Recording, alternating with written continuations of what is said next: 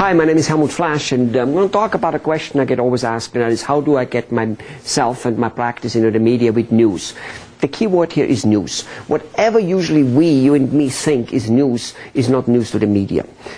We think it's news, but it is not. So, how do we make sure it is news to them? We link and hook on to an existing news strain. What would that be? We watch the television, the radio, the internet, and the trade magazines and the normal newspaper, and see what they are writing about. Especially in the age of internet, this is extremely simple.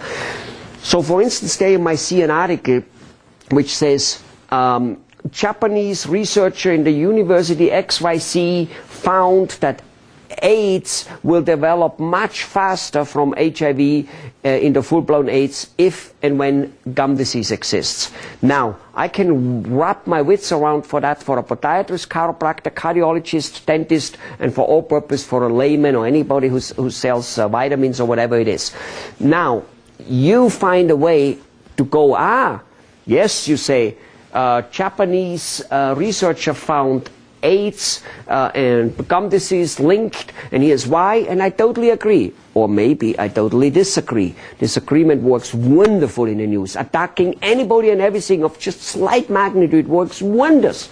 Okay? So I agree or disagree, and I have extra little comments, advice, or prevention advice, or whatever it may be, detection advice, and now you're in. Why? The media consider this news. It was already in the news.